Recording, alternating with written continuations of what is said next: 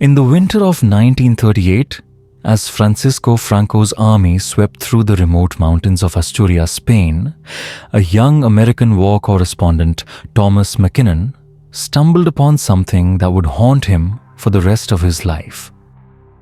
Deep in a remote valley, near the village of Paez, McKinnon found the remains of what locals whispered was the most cursed family in all of Spain. Three sisters, Elena Magdalena and Esperanza Calderón, lived not only under the same roof but also under the same husband, deliberately creating what medical experts would later call the most genetically isolated family tree in recorded European history. More than 80 years later, McKinnon's sealed reports remain in the archives of the US State Department in Washington, along with testimonies too chilling to be made public. What happened in the forgotten corners of Asturias between 1895 and 1938 challenges everything we know about family survival and the extreme lengths people will go to protect what they believe is the purity of their blood. Before we continue with the story of the Calderón sisters and the terrifying discovery that changed the life of an American journalist, if you love dark historical mysteries like this, subscribe to our channel and turn on the notification bell. We explore creepy, forgotten stories from around the world, many of them even touching on American history. And let us know in the comments which state are you watching from. We love hearing from the mystery community, especially those with Spanish or European ancestry, who may recognize pieces of this ancient mystery. The eastern mountains of Asturias have always been a place that the outside world seems to forget to look at. Even as Spain was torn apart by the brutal civil war of 1936-1939, the remote valleys around the Picos de Europa remained largely untouched. It was in the isolated village of Pang that the Calderón family had lived for nearly 3 centuries, having arrived from the Basque country in the 1640s as cattlemen and stonemasons. By 1895, the family had been reduced to a single man, Don Aurelio Calderón, and 3 daughters, Elena 22, Magdalena 20, and Esperanza, just 18. The mother Concepcion had died, giving birth to their 4th daughter, leaving Aurelio to raise his children in complete isolation, far removed from the few families scattered around the valley. The nearest town of note was Cangas de Onís, a day's journey by mule over treacherous mountain roads that were almost impassable in winter. Aurelio Calderón was obsessed with what he called the purity of his bloodline, La pureza de sangre. He spent years researching his family tree, stored in a wooden chest belonging to his father, tracing the Calderón lineage through carefully preserved marriage and birth certificates. What he discovered both filled him with pride and horror. His family had been virtually untainted by foreign elements. No intermarriage with the Moors in the Middle Ages, no mingling with Jewish converts, and most importantly, no mixing with the Aryan peasants whom he considered racially inferior. But that put Aurelio at a disturbing crossroads. As the only living male in his family, if he allowed his daughters to marry outside the family line, the sacred bloodline would be diluted in his eyes. If he forbade marriage, the family line would die out. But there was a third way out, which during the long dark winters, when the family was completely isolated, Aurelio began to think about. The 3 Calderón sisters had been raised to believe that they were fundamentally different from ordinary people. Their father had drilled them with tales of noble ancestry, of their descent from Gothic kings, and that their bloodline carried special qualities that must be preserved at all costs. Elena, with her sharp features and piercing grey eyes, became the chief ally in her father's genealogical obsessions. Magdalena, gentler, and curious about the world beyond the valley, was taught that such curiosity was a sign of moral weakness. Esperanza, the youngest, was born with a slight limp, which her father considered a sign of ancient nobility, a physical trait present only in the purest of bloodlines. Their isolation had shaped them in ways that would have horrified any outsider who witnessed it. By 1895, the sisters spoke a dialect barely understandable to other Spaniards, a mixture of Old Castilian-Sturian and even fragments of medieval Latin.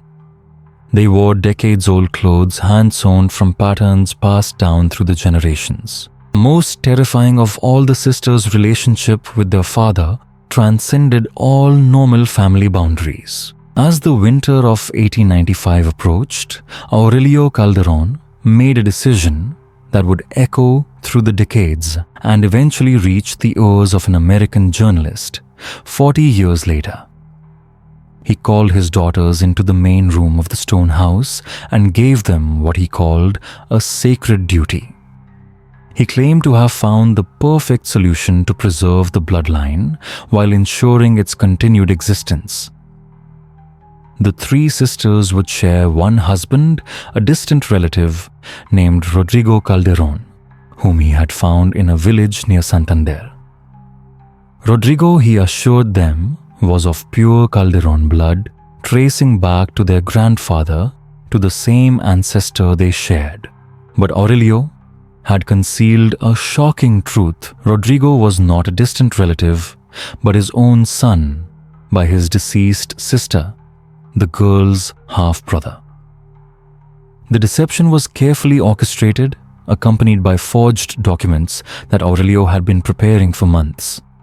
In his warped logic, the arrangement not only preserved the bloodline, but also purified it, creating children with a genetic heritage more concentrated than any in the family's history. His plan was cold and meticulously calculated. Each sister would take turns, serving as Rodrigo's main wife for a month, while the other two would serve as companions and helpers. The children would be raised together with their exact origins concealed to avoid the appearance of favoritism. The three sisters were to live together in harmony, united in the sacred task of producing the purest possible offspring.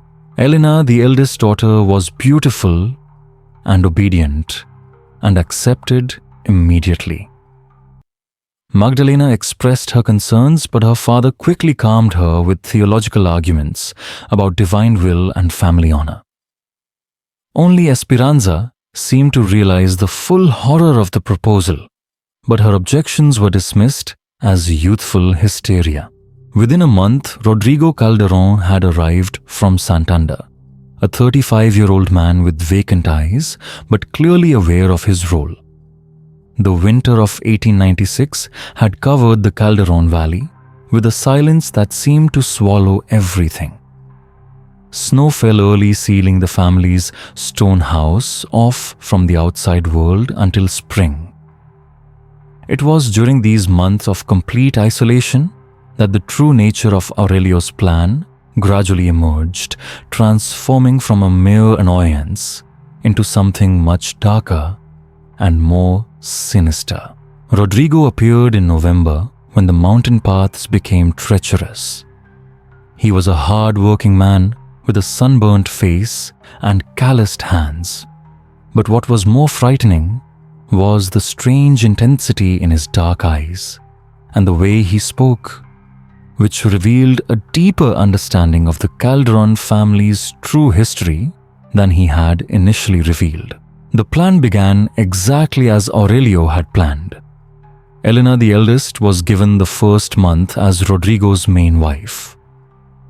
The ceremony that united them was performed by Aurelio himself, combining Catholic rites with what he called ancient Gothic family traditions. There were no outside witnesses, no civil registry, and it was completely separate from the church in Cangas de Onís. In all legal terms, it was not a marriage, but an elaborate reproductive arrangement disguised as a religious mission. What happened in the first month haunted the Calderón Valley for decades to come.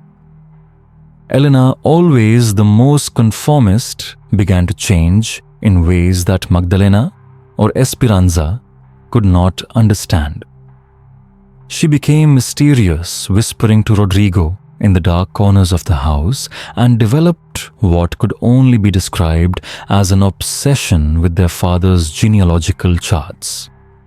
She spent hours copying down names and dates, constructing intricate family trees, describing the theoretical genetic makeup of the children she might have. But it was during the long evenings when the family gathered around the fireplace in the main room that the real horror began to emerge. Rodrigo spoke of his childhood in ways that did not fit with Aurelio's story of his origins. He mentioned places near the Picos de Europa that no distant relative could have known. He remembered people and events from the valley's past with an almost intimate familiarity that suggested a sense of personal knowledge beyond the ordinary. Most frightening of all, Rodrigo bore a striking resemblance to Aurelio. A narrow nose, a distinctive receding chin, unusual grey eyes, the obvious signs of Calderón blood. Magdalena was the first to raise suspicions. In the second month of her marriage to Rodrigo, she began asking questions about her family history. The answers she received were evasiveness and, more seriously, fierce anger from her father. Aurelio's overreaction to any questions about Rodrigo only confirms Magdalena's worst fears. Something is fundamentally wrong with the whole arrangement. But it is Esperanza who discovers the truth. One night in February 1897, when a fierce blizzard has trapped the family indoors for 3 days, she discovers a set of letters hidden under her father's mattress. These letters, dating back more than 2 decades, reveal the full extent of Aurelio's machinations and the true identity of the man who alternates marriages with all 3 sisters. The letters are from Aurelio's sister Carmen, who died in 1862 shortly after giving birth to an illegitimate child. The father of the child has never been identified, but from the date and context, it is clear that Aurelio was the culprit. Carmen died at the Calderón home, and Rodrigo the infant was sent to be raised by distant relatives in Santander. He grew up unaware of his true origins, believing himself to be an orphaned relative of the Calderón family. But the letters revealed something even more horrifying. Aurelio had been in contact with Rodrigo for over 5 years, gradually revealing parts of his family history while concealing their true relationship. He convinced Rodrigo that he was a distant relative and had a duty to help preserve the Calderón bloodline, never mentioning that that duty would include marrying and having children with his own half-sisters. The psychological impact on Esperanza was immediate and devastating. She confronted her father that night, demanding an explanation for what she correctly identified not just incest, but a pattern of abuse that spanned generations planned for decades. Aurelio's response, cold and methodical, was chilling in its logic. He explained that the traditional definition of family ties did not apply to pure and ancient bloodlines like Calderón's.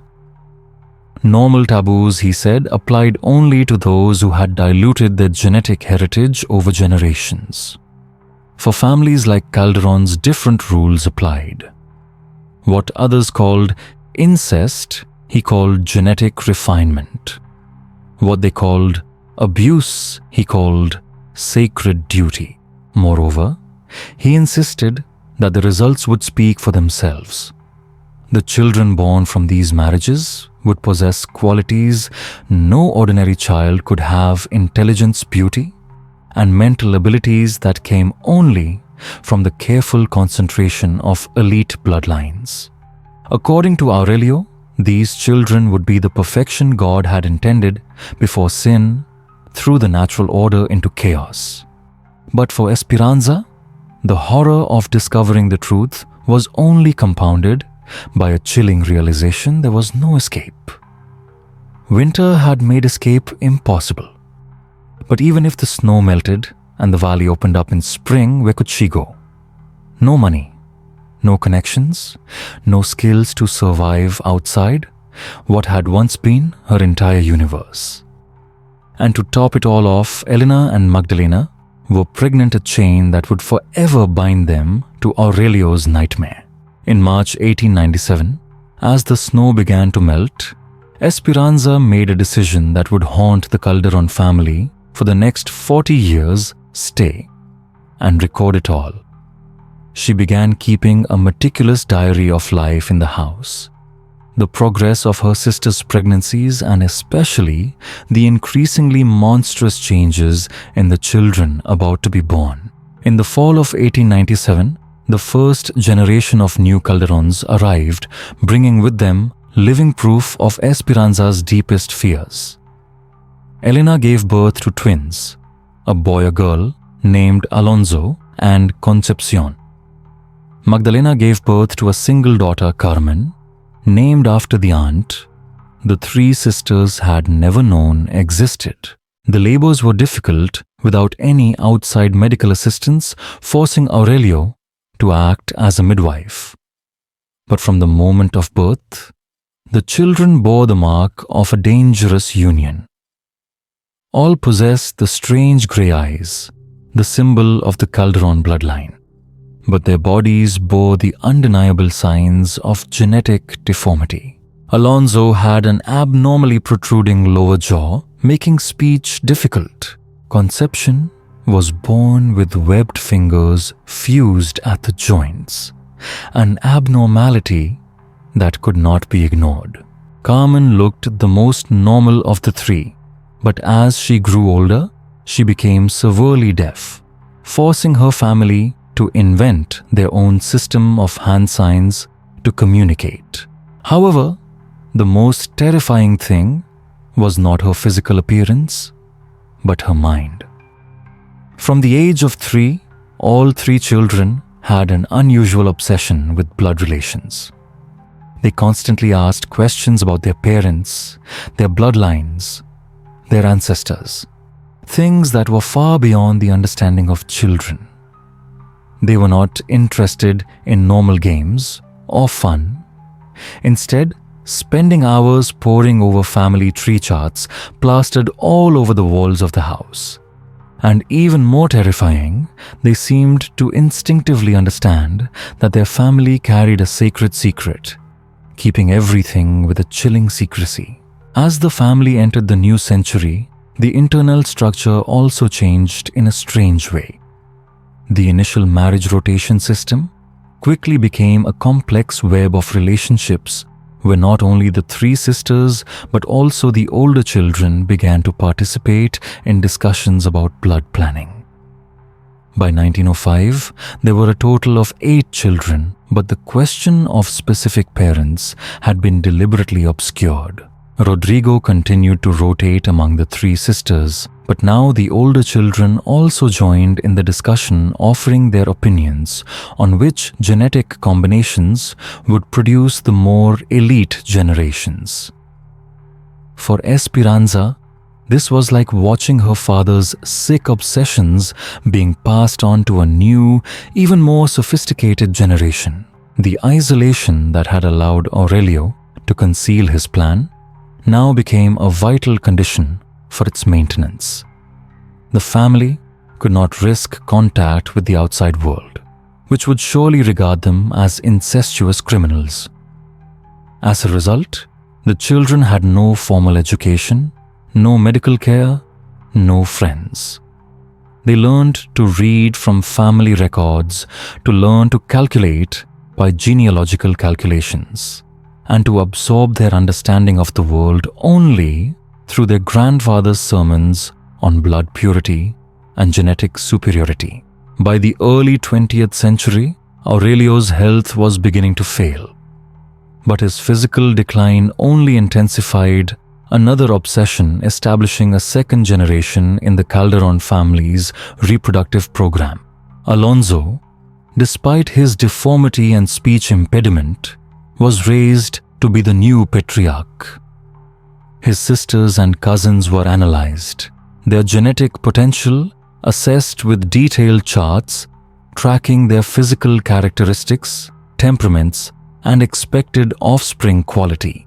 Esperanza's diaries during this period took on the color of a final witness, not just a record of the event, but a cry for help to the future, hoping that someone out there would one day see and understand the genetic black hole her father had opened. The horror of the situation was only compounded by the fact that the children had accepted their assigned roles with complete acceptance. They had grown up believing that the normal family was a degenerate formality and that the Calderón order was a superior human organization, superior to all human society. When Alonso reached puberty in 1910, he showed no fear or shame about the incestuous future, but rather, he looked forward to the day when he would contribute to the hereditary mission of the family. For Alonso, being attached to his sisters or cousins was not abuse. It was a sacred duty. It was during this period that Esperanza began to hatch a desperate plan. She knew that she was too deep in sin to save, but that at least there was hope for some of the younger children who had not yet been completely corrupted. Her diary, which was only a preliminary record, has now become a comprehensive record of 3 generations of systematic incest, genetic manipulation, and mental brainwashing. If it were ever brought to light, it might provide the evidence for government intervention. But Spain's political realities quickly complicated any such hopes. In the 1910s-1920s, the country began to fracture, the government weakened, and the countryside was abandoned. And paradoxically, it was the national chaos that became the perfect cover for the Calderón family. While society outside was in turmoil in the remote valley, genetic experimentation continued quietly unnoticed by any prying eyes. By 1920, the second generation had entered the reproductive role. Alonso fathered children with both his sister Concepcion and his cousin Carmen. But the results were worse. Obvious deformities, developmental delays, bone and neurological deformities left many children unable to survive the harsh conditions of the valley. For a normal family, this would have been a terrifying signal to stop. But for Aurelio, then in his 70s, it was simply God's natural selection. He claimed that the children who died were simply having fulfilled their genetic destiny and been called home by God, while those who survived were truly pure seed. This belief quickly became the family's official ideology, and they built a distorted theological framework to rationalize the mortality rate of nearly half of all children born. Death was no longer a tragedy, but simply a necessary filtering step towards perfection. By the 1920s, the clan had become a closed community of nearly 30 people, all descendants of the 3 original sisters. The original wooden house had become a patchwork of houses, but the core way of life remained the same: genetic calculation, systematic marriage, complete isolation from the outside world. In the dark, they had created an alternative society, a separate civilization with values and norms completely opposite to those of humanity.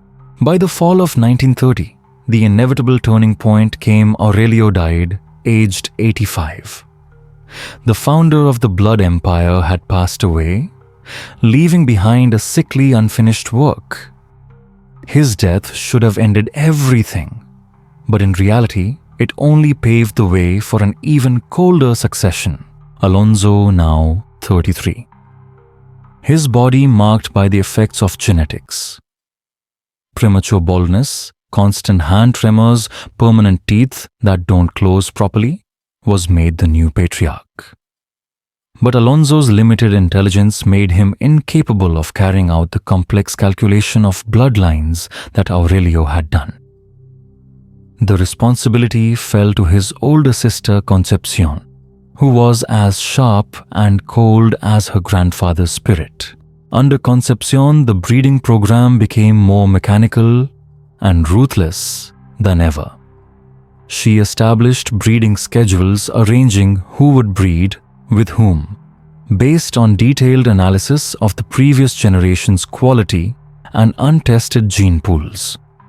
Each member was subjected to periodic genetic evaluations, physical measurements, mental tests, and classifications according to bizarre bloodline indices. The third generation, now more than 20, bore the full consequences of 40 years of continuous inbreeding. Physical deformities became so common that families had to invent special ways of caring for children with cleft palates, club feet, or deformed bones. Intellectually, many were forever unable to fend for themselves. And worst of all, their psychology was programmed from the cradle. They viewed siblings and relatives as natural marriage partners.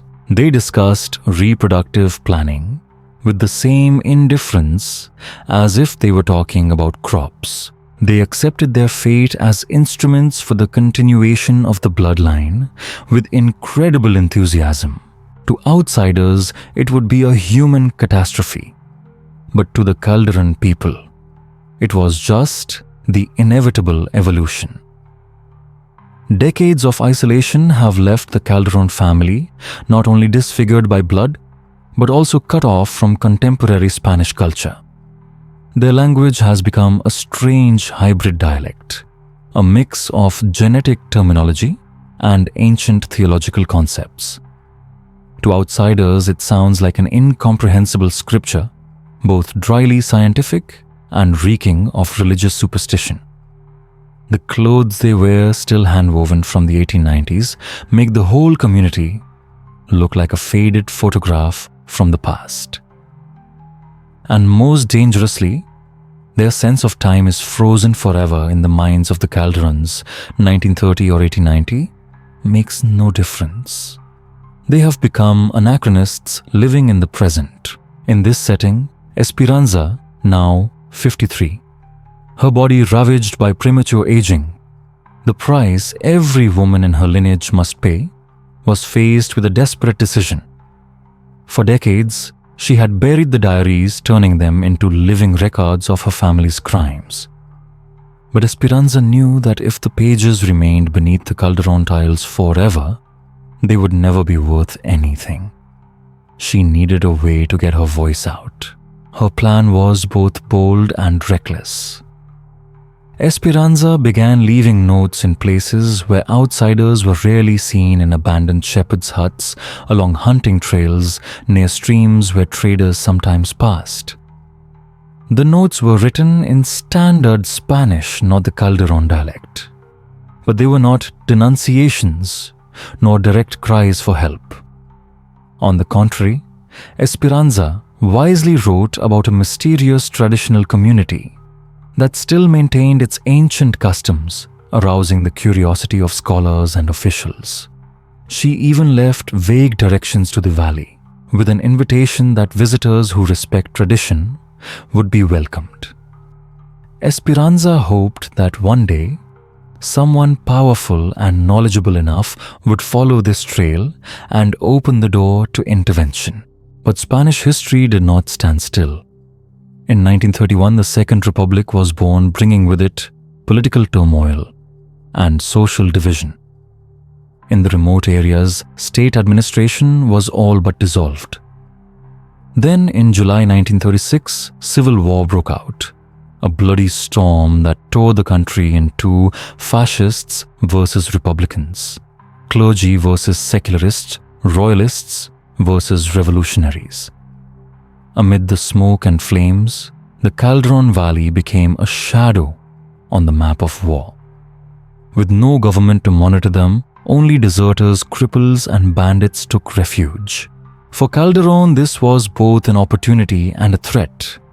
On the one hand, they were completely free, no longer afraid of being discovered by any official. On the other hand, the war brought unexpected wanderers. From 1937, fugitive soldiers, refugees, and even bandits began to wander into the valley. Faced with the risk of exposure, the clan revealed a complete psychological distortion. They saw the war not as an escape, but as evidence of the corruption of humanity outside. They believed that the bloody society outside only reinforced the superiority of the pure genetic community in the valley. Those who showed interest in the outside world were sent to re-education sessions where the blood oath was repeated until their faith became absolute.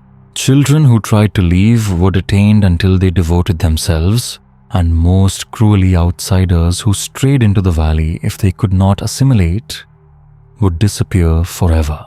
The winter of 1937-1938 brought a fateful turn. The Civil War was coming to an end, and Franco's nationalists were tightening their grip on the north.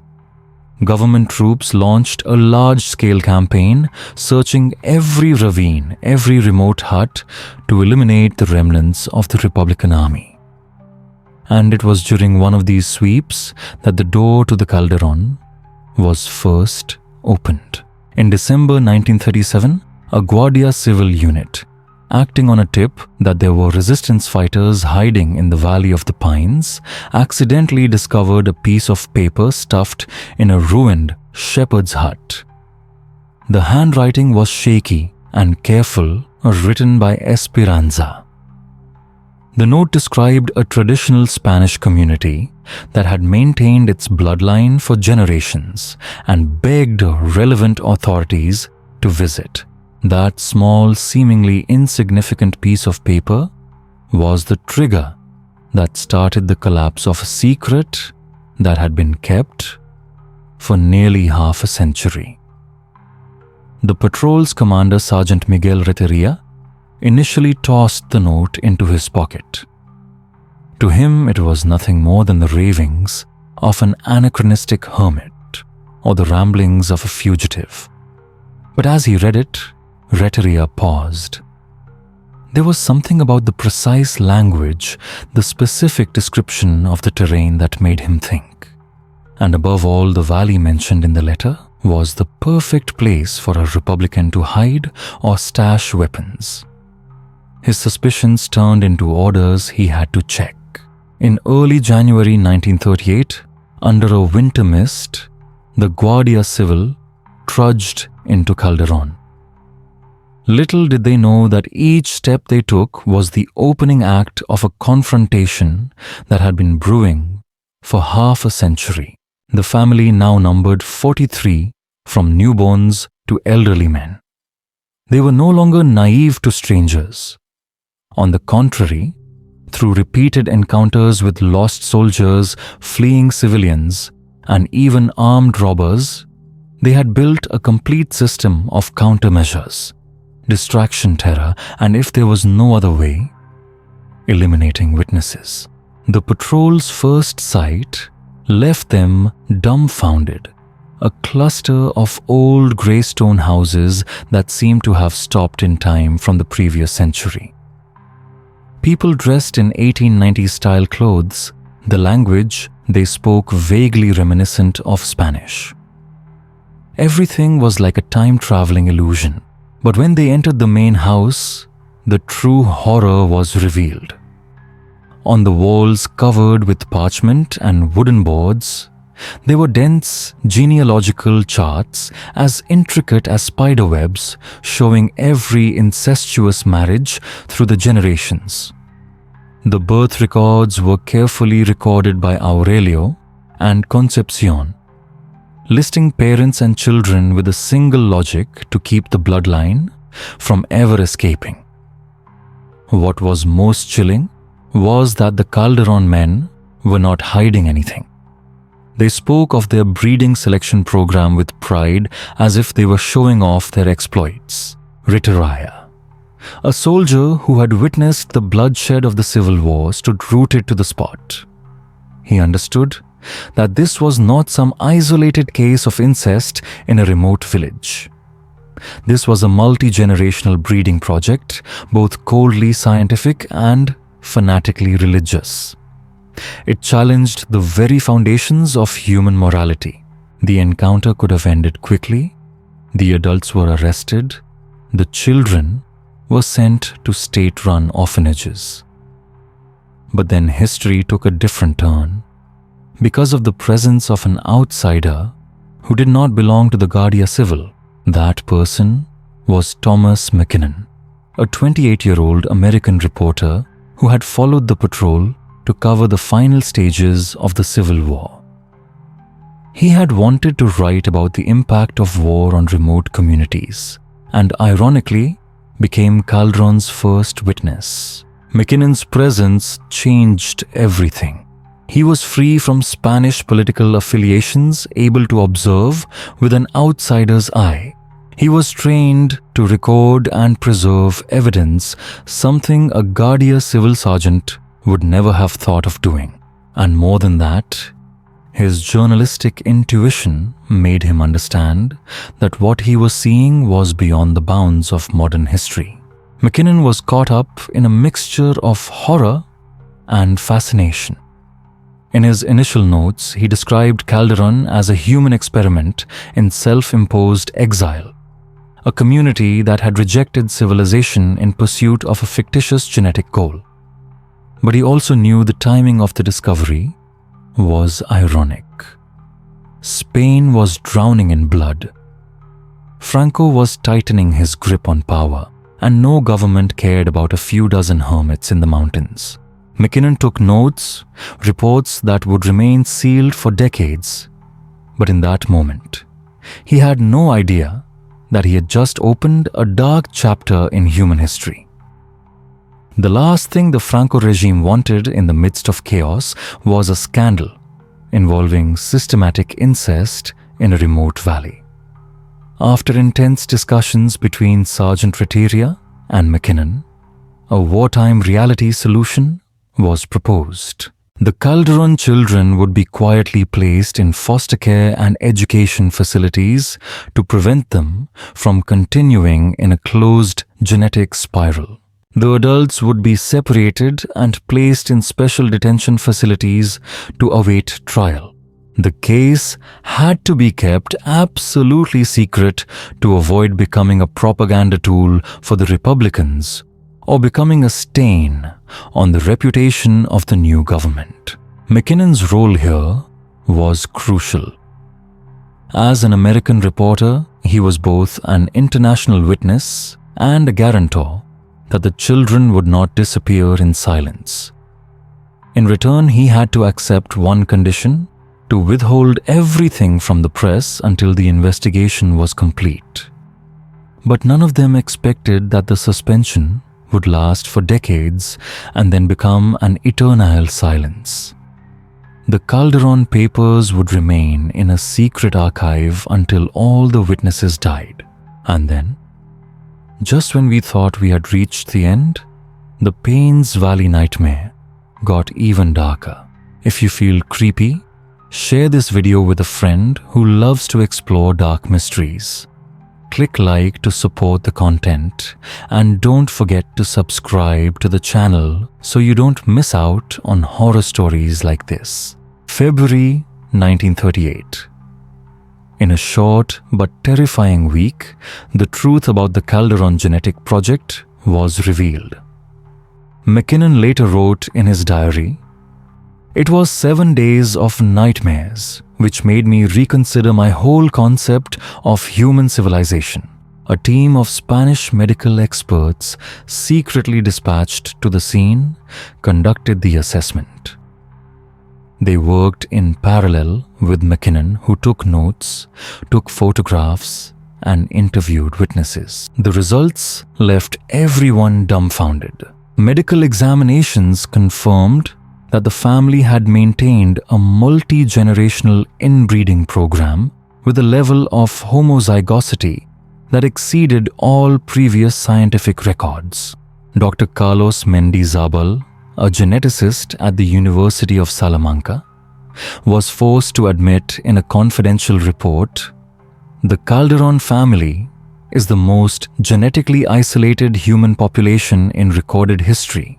The consequences were evident on their bodies. Deformities of teeth bones and internal organ malformations. The infant mortality rate was as high as 60%, with most dying within the first year of life from congenital diseases. More severe cases include congenital deafness, mental retardation, and neurological disorders. However, all of that is not the most horrifying. What haunts McKinnon the most is the psychology of the survivors. Calderón children and adolescents do not know family affection in the normal sense. Fathers, mothers, brothers, and sisters all are seen only through the prism of reproductive value. Those who are poorly matched will be scored low-ranked, low on the internal scale. In interviews, Conception Now, the supreme leader, talks about her work in a monotone, like a clinician selecting mating pairs, supervising pregnancies, grading each member. On her desk are notebooks filled with symbols where each member of the family is turned into a specimen in the program to breed the perfect human. For McKinnon, it was more than a sick family. It was evidence that humans, when isolated and indoctrinated, could become the tools of a horrifying life experiment. The Calderón children, from infants to young adults, experienced a level of brainwashing that McKinnon notes is incomprehensible to the average adult. They spoke of their future reproductive roles as if they were discussing a preordained career. They marked their own siblings as experimental specimens and even expressed an eagerness to participate in what they believed was a sacred mission of genetic refinement. An even more chilling truth came to light when McKinnon discovered Esperanza's secret diaries, a dense archive spanning 40 years. In them, she chronicled every day, every reproductive decision, every outcome, and the psychological techniques she employed to keep the family in check.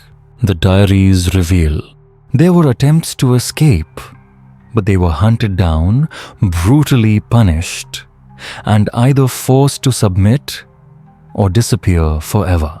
After each such attempt, the family upgraded its system of control, no traveling alone, periodic loyalty tests for children, and most importantly, a mutual surveillance mechanism where everyone was forced to report any sign of betrayal. All of these measures were legitimized by a monstrous ideology that combined distorted Catholic theology and pseudoscience of genetics. The family was taught that they were doing God's work to purify humanity.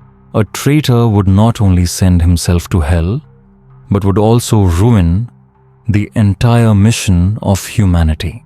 In this system, resistance was almost impossible.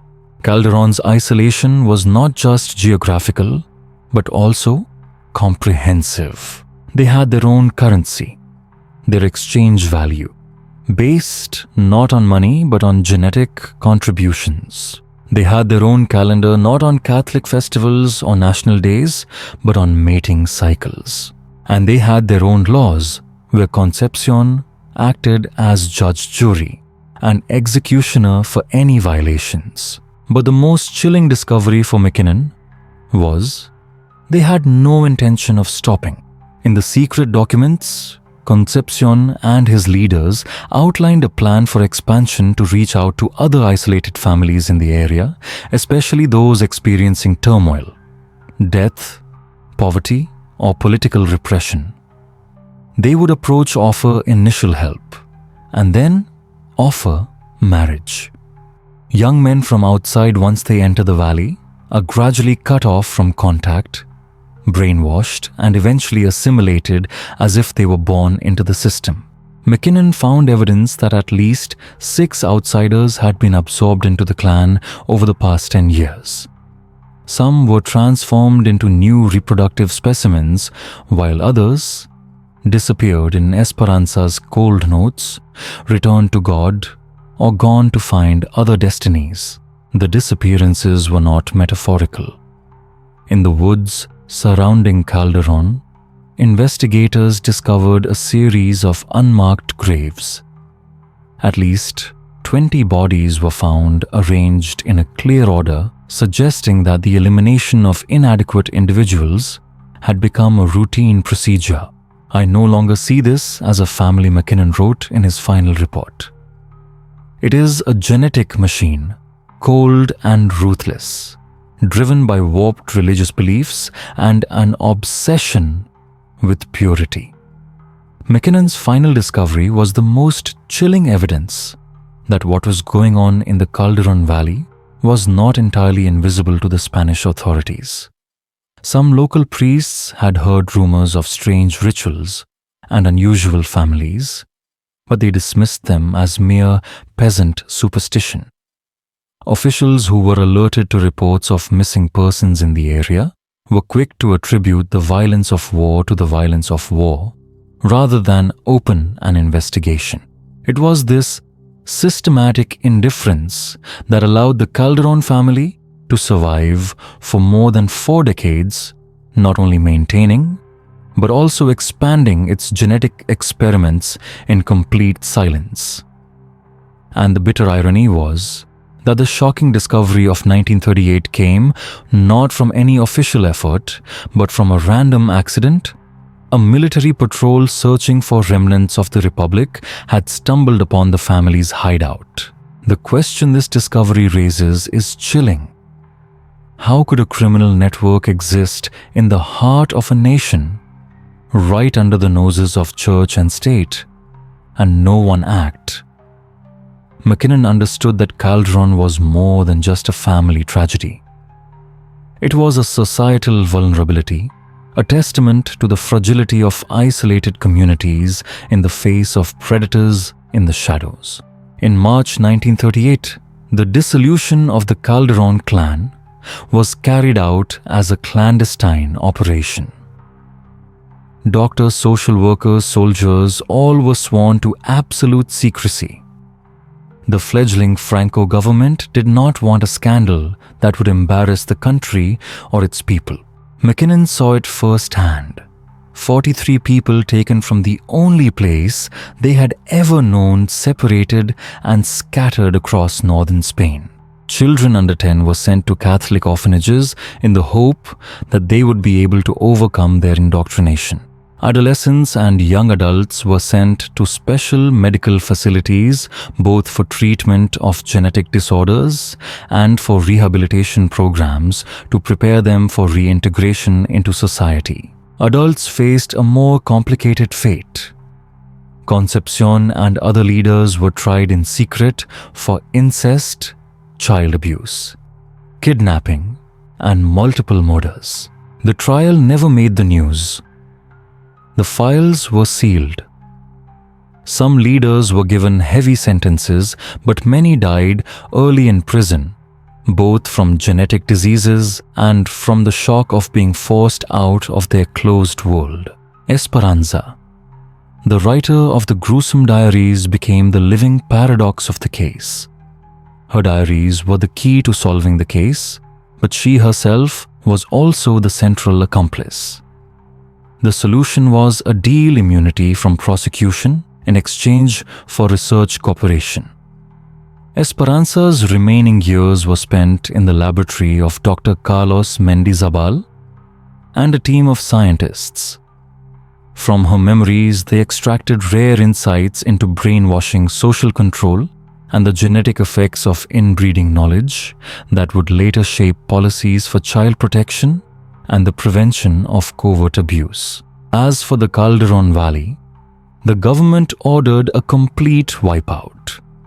Walls were written down rooms, photographed, documents classified, and the entire complex deliberately destroyed. McKinnon took the camera himself, recording every dark corner of the structure, knowing that most would never be made public. The evidence was sealed in the Spanish government's secret archives, locked away. In silence for decades, I left Payne's Valley feeling as though I had just emerged from a bad dream, McKinnon wrote in his final report. But the nightmare was not mine. It was history, and history perhaps will never repeat it. The family tree tablets that once covered the walls of the main house were painstakingly copied before being burned. They were more than just a list of names. They were a genetic map of a family that had been locked in a cycle of inbreeding for 4 decades. Dr. Mendy Zarabal called them the most comprehensive record of human genetic degeneration that has ever existed. In the woods surrounding the valley, anonymous graves were excavated one by one. The remains of 23 people were found, from stillborn babies to adults murdered while trying to leave their communities. Each skeleton, each broken bone whispered the same story: systematic violence used as shackles to keep the family in an inescapable genetic cage. For McKinnon, the aftermath of the discovery was no easier. Initially, he agreed to delay publication so the Spanish government could deal with it internally. But the days of waiting stretched into years, and the truth slowly emerged. The Franco regime would never allow the case to become public. They needed an image of a country that was pure, stable, and full of traditional values. The world could not know that in the shadows, an incestuous empire had grown within the nation. McKinnon tried repeatedly to bring the story to international attention, but was repeatedly blocked. The Spanish government pressed, and Western newsrooms refused as too unbelievable. The few editors who would consider publishing demanded official evidence, which Madrid never gave. Finally, in desperation, he sent his entire dossier to the US State Department archives, sealed in 1940. Inside, thousands of pages of testimony, hundreds of photographs, and haunting genetic records. A complete picture of 4 decades of human experimentation. He hopes that one day, when politics change, someone will open the envelope and tell the story. The fate of the survivors is harshly divided. Children under the age of 5, when rescued, mostly adopted. They were adopted, raised in families who had no idea of their origins. But the teenagers and young adults are scarred beyond repair. Some spend their entire lives in institutions, trapped between physical disabilities and psychological trauma. And most tragically, there are those who cannot bear the outside world. In their eyes, modern society is chaotic, dirty, and anti-God. They yearn to return to the Calderón Valley, which even as a cage is a paradise in their minds. At least 3 have chosen suicide rather than exist in the foreign world. The Calderón tragedy, however, has not been completely silent. Dr. Mendy Zarabal's work on the genetic effects of inbreeding opened up important insights that became the basis for screening programs for isolated communities to prevent similar tragedies. Moreover, the case exposed a serious social flaw when small communities are left alone. When religion, government, and science all turn their backs on each other, the most vulnerable become easy prey for systematic brutality. McKinnon once wrote in his diary a sentence that was never published but haunted him throughout his life. Calderón is not a family. It is a wound, and if society continues to ignore these wounds, how many more Calderons will be left bleeding silently in the dark?